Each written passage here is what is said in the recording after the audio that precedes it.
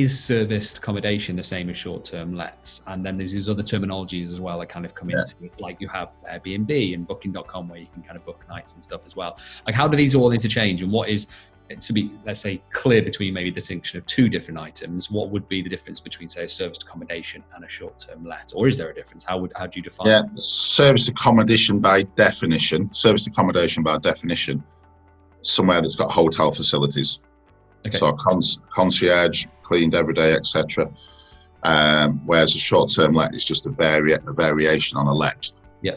And how it works on that particular, from an investment point of view, if you're buying something that's advertised as serviced accommodation, that will usually mean it's restricted to that use. Yeah. You couldn't live in it yourself. You couldn't rent it out to a normal tenant. You couldn't manage yourself. Yeah. It's I suppose it's like a professional way of buying a purpose-built student accommodation is restricted to that use. Yeah. Whereas what we look to source are standard buy-to-let properties that just allow the use of that management. Yeah. Nothing to do with the property, if that makes sense. It's nothing to do with the development of that property. Yeah. It's just a clause in a lease that allows you to use that option. So it's a different form of management rather than the set criteria. Does that make sense? Yeah, so it's more flexible, I guess, from an investor's point of view and an owner's point of view, unlike maybe a more niche version of what has become serviced accommodation, which is, as you said, more of that kind of hotel experience still. Yeah. The rooms of this world and things like that. Yeah. That's serviced accommodation. Whereas what we're doing is just offering a service for, so for example, on a short-term let, as long as they request it, your apartment will get cleaned once a week if you're stopping there for a long period of time. Whereas with a service, it's more the hotel side. Yeah. So you've got that and your concierge, whereas with this, you've just got keys to go into your own apartment, leave your own things, etc. And a lot of our sort of corporate clients or contractors literally will go home on the weekend, but it's booked over the weekend. So because it gives them the fluidity to get family up over a weekend if they want, etc., it's their apartment. Whereas with the hotels and service accommodation, it's slightly different.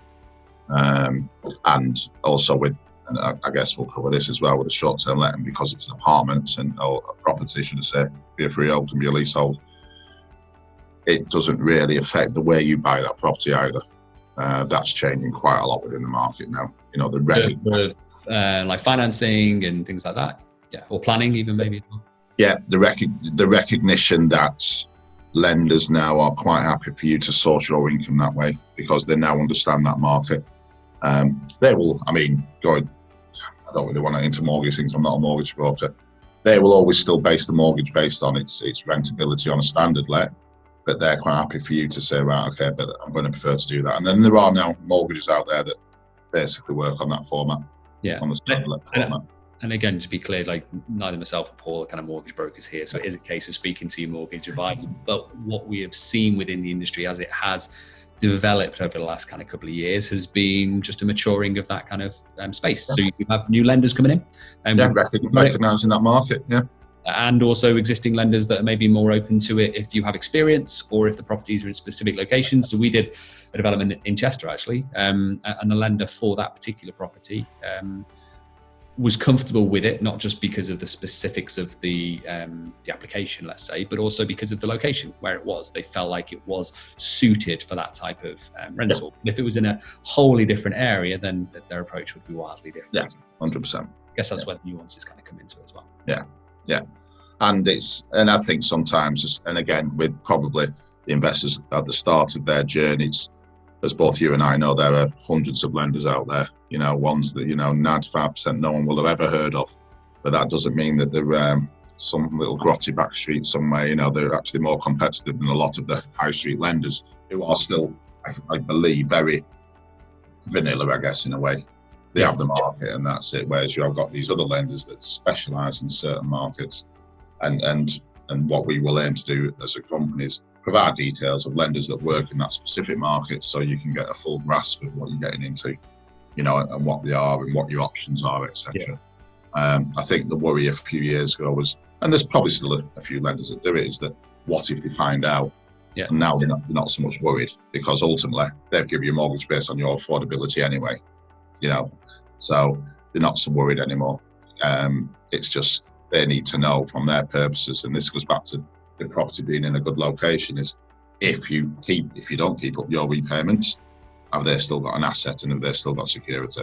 Yeah, I think the conversations we've had with brokers as well is that I think there will always be a concern with the lenders to make sure that the application is true. People are looking at doing the right things with the property and what their intentions are, let's say, at the beginning and the outset, are true as to what they actually go on it and develop and do. The one thing that we've seen change in terms of potentially sentiment from investors' point of view is maybe back when I first started in about 2005, 2007, people were a bit more aggressive, a bit more gung-ho when they were going to get financing. So it was self-cert mortgages, things like that. People weren't necessarily talking about the specific nature of what that property is going to kind of be used for. Whereas now, because there are these myriad of choices within the industry, you can go to a specialist lender for lending specifically for this type or this price range or your specific kind of nature. Yeah. So it's brought more choice for investors to be able to kind of consider new options when the property type and the strategy and stuff is right. But as we know, it's ever changing. I mean, that was the self-cert thing didn't end very well, did it?